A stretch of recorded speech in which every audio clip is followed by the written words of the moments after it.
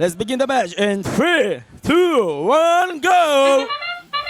Now match number 3 underway. Alliance 2 in red, Alliance 7 in blue. All these robots working quickly to try and land a shot in the upper bracket. But even if they don't, they still stay alive in the lower bracket for another chance to advance to our finals.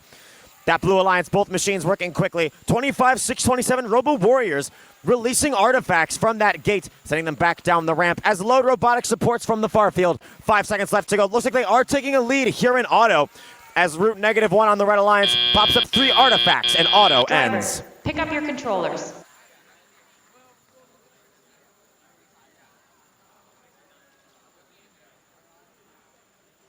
Three, 2, 1. We are tied up at 75 points coming out of the autonomous period. These robots quickly working to try and take that lead, and now as auto keeps them neck and neck. Load robotics down in that blue alliance loading zone, hauling back to the far launch zone. 1, 2, 3 go up, 2 stay in. Both matching the motif. 10 points right there to this blue alliance. Red Alliance, a member, Galactic Narwhal Chicken effect. Loading up in the Red Alliance zone, shuttling right back to the far launch zone. They're running what look like 5-second cycles here, just churning through artifacts. As such, gate management, which you can see from their alliance partners, Root -1, proving to be absolutely critical at making sure all those artifacts count for maximum points.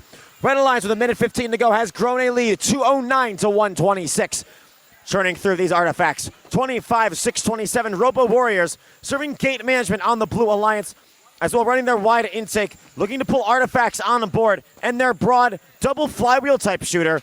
We don't see too many of those currently playing here at Michiana. They're quite unique with that, opening up the gate once again, taking artifacts on board. Load robotics supporting from deep, bringing the Blue Alliance up above 150 points, but with Red closing in on 300, it's going to be hard to close that gap.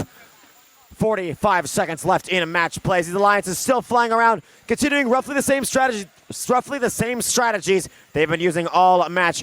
But Red seems to be doing it quicker, holding on as we have 30 seconds left. 3:49 on the board. Red Alliance number 2 quickly closing in on the score we saw put up by Alliance 1 back in match number 1, implying some possibly tight competition as we move later in the Croft Division playoffs. 15 seconds to go. Red Alliance has now set our playoff record.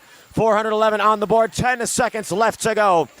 As we come into the final seconds of the match, 4:29 on the board for Red. 5, 4, 3, 2, 1. And time expires with one. Now, a very big score for Red Alliance with a score of 495, a new event high score in Croft Division.